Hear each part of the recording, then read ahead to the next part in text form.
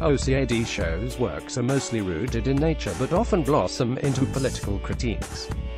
The Sunshine Eaters begins with a gentle provocation. A large LCD screen in the gallery's foyer shows trick-or-treating Alanis Obomsawim's 2014 documentary capturing, among other things, a 1,600-kilometer march by a group of Cree youth in 2013 protesting Treaty 9, culminating in a boisterous rally on Parliament Hill.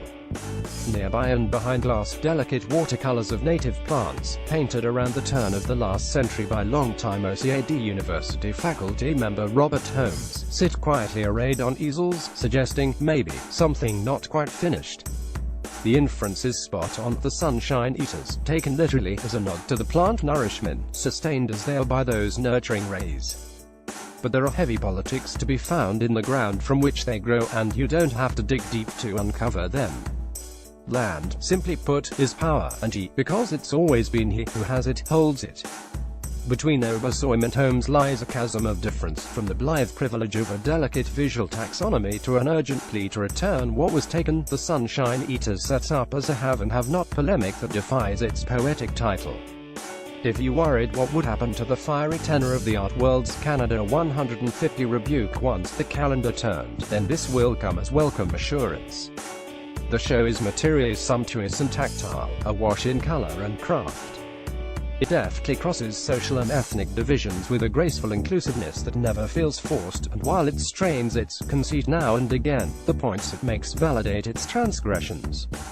An example, if there's a marquee name here, it belongs to Nick Cave, the African-American artist whose huge exhibition at the Even Hoosier, Massachusetts Museum of Contemporary Art last year, the biggest square footage of any museum in North America, was a global sensation.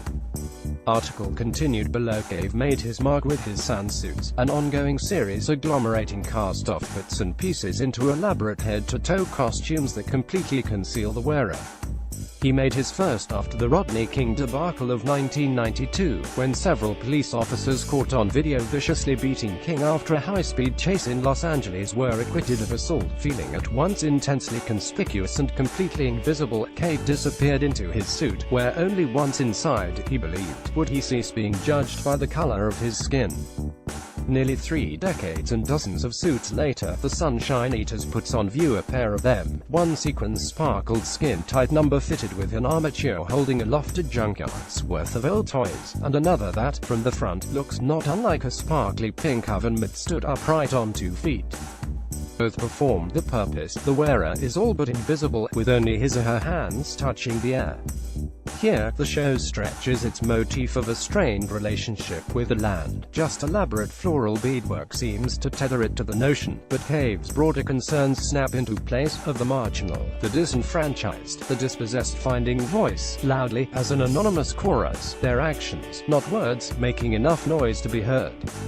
Similar disconnects arise with Ebony Patterson, whose brightly beaded tapestry fashions a birthday party using news images of Jamaican children who die as victims of violence, only its underlying flower patterns connected to the theme. However, as with Cave, the celebration the tapestry suggests, for those overlooked, dismissed, and cast aside, recasts it as a flowering of the same seed. Even the more literal-seeming works, Winnie Tong's series of elaborate cutouts, with female figures entangled in snarls of vine, or Sherry Boyle's spectacular porcelain pieces, in which a woman's face is engorged by a flower, hold up their own end with readably subtle depths.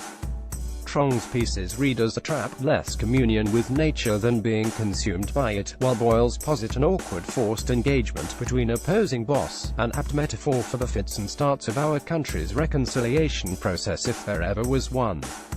Despite the meanders, it's not hard to see what's happening here, as the Sunshine Eaters does its best to build a bridge across the gulf of difference and privilege we've always taken for granted as an intractable status quo.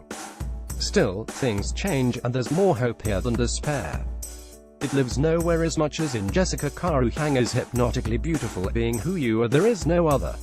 A 2-channel video in which 2 young black women, one of them the artist, move fluidly in a distinctly Ontarian landscape to a hauntingly sparse musical score. There's a clear sense here of laying claim to a land, and a place that not so long ago, 150 years, give or take, sought to erase an ancient past and write a new story as though there were no other.